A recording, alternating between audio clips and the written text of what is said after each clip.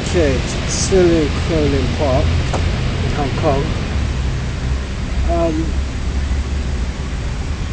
what I want to talk about is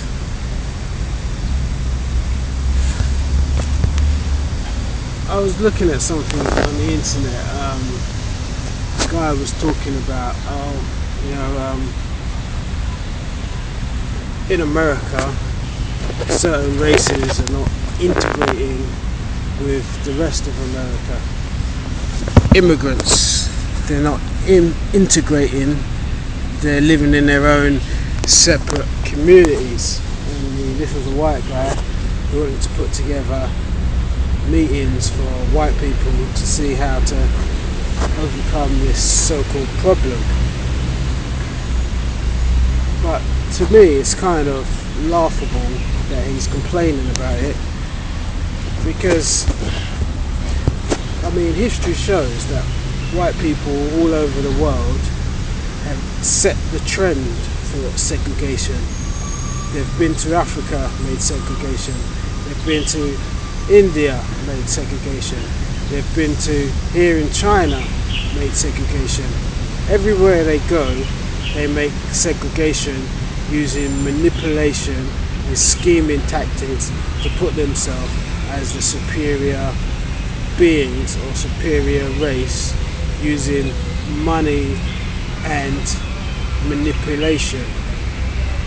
And now, when they're faced with a situation where people are in their so-called country and they are not doing what they want them to do, they are living the way that they want to live and not be a part of their society, they're surprised when they've been all around the world doing the same thing, and now it's come back home to roost and they're surprised and they're offended when they set the playbook on how to do it.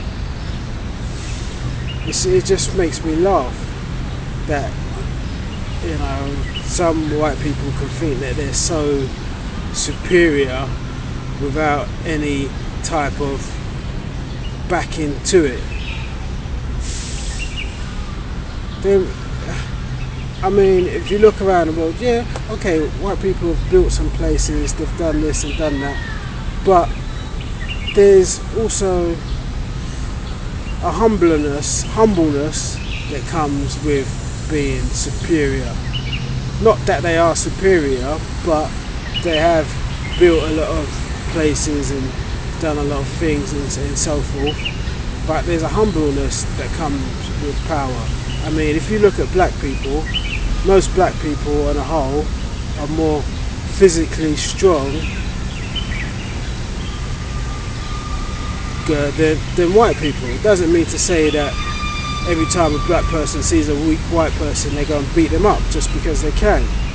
It's a humbleness to say, yeah, well, that's just what it is. Some people are better at other things than others. So you can't just think, oh well, that's what we are, so we have to be the superior ones. How about if all like geeky white people went to, say, somewhere like Compton in Los Angeles, and all the gangbangers decided just to beat them up, beat them senseless, just because they can? That's not a way to live. But this guy complaining about, immigrants haven't joined into the society, as he had a look at what white people do when they're in other countries. If it wasn't so, if they hadn't already set the trend, I would understand what he's saying. But white people have already set the trend and proved that they're not worthy to actually complain about things that they've already done themselves. They don't deserve that respect because they haven't earned that respect, as they've done the same, even worse, through things like apartheid and so on. These people in America, they're not creating their own apartheid. They're not taking over the whole country and saying, well, you can't come into our neighborhoods like white people did in, say, South Africa, or even in China, even in places in India. So I think it's just a load of BS when people, especially white people, start complaining about immigrants not joining in and taking, when white people have been all around the world taking the resources from other countries, using manipulation and scamming tactics to line their pockets with other countries' resources.